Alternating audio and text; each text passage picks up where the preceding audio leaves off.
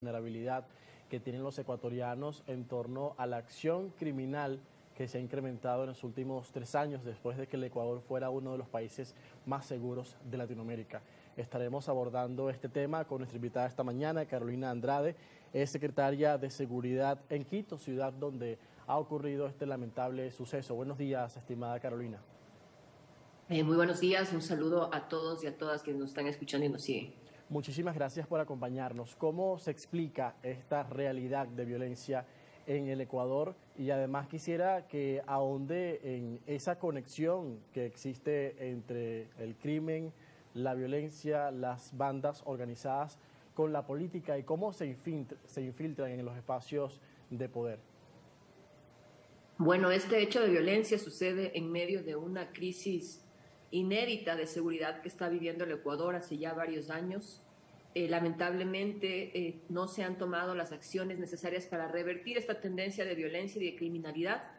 Lo que sucedió el día jueves, el día miércoles, creo que lo que nos muestra es la incapacidad, la debilidad del Estado ecuatoriano de poder garantizar la seguridad no solo a los ciudadanos, que ya son miles los que han perdido su vida durante los últimos años en homicidios o en asesinatos, sino incluso en quienes participan de política y quienes participan en política son cerca ya de 9 personas que han perdido su vida, y ahora lo que estamos observando es incluso cuál es el nivel de penetración, de infiltración de la delincuencia organizada en los diferentes espacios de poder político, que han promovido incluso hechos de impunidad. No es la primera vez que vemos que sucede algo y de repente no tenemos ningún resultado en cuanto a quiénes son los verdaderos culpables o cuáles son las verdaderas intenciones o cuáles son las conexiones que tienen alrededor de estos hechos.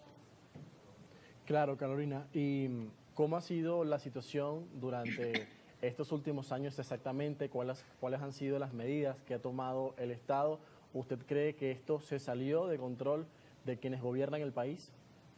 Efectivamente, se salió de control. Explicamos la base y el problema de fondo. ¿Qué ha sucedido exactamente con este asesinato?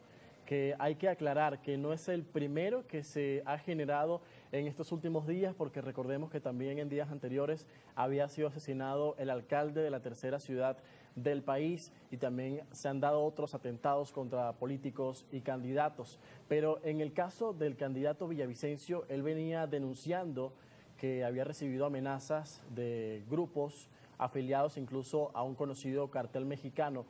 ¿Qué ha pasado exactamente en este caso? ¿Qué indicios hay de las amenazas que él había recibido y que además advertía durante declaraciones en medios públicos? Así es, él venía en...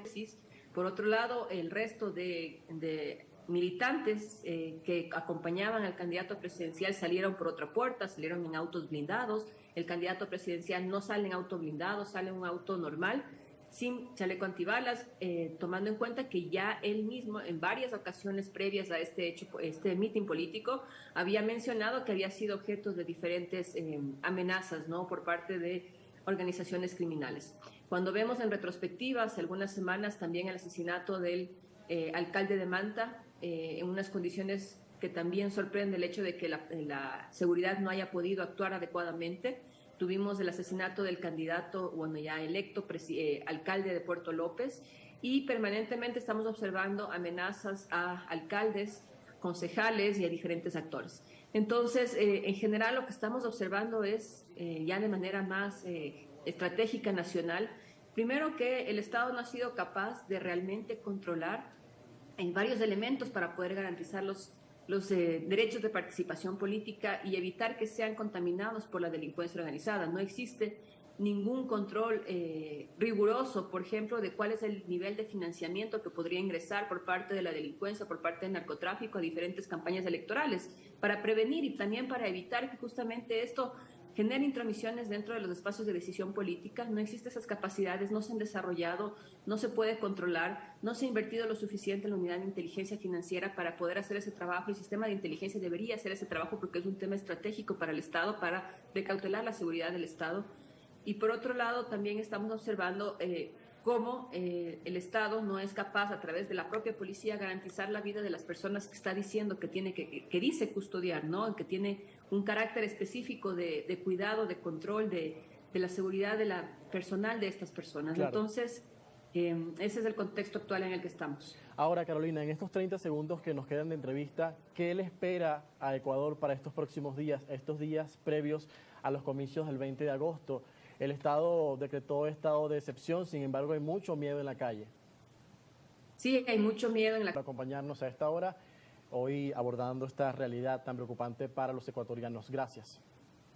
Muchísimas gracias a ustedes, un gusto. Con nosotros Carolina Andrade, secretaria de Seguridad de Quito, abordando lo que representa este crimen que atenta contra la democracia, según lo han dicho diferentes autoridades internacionales. Vamos a la pausa.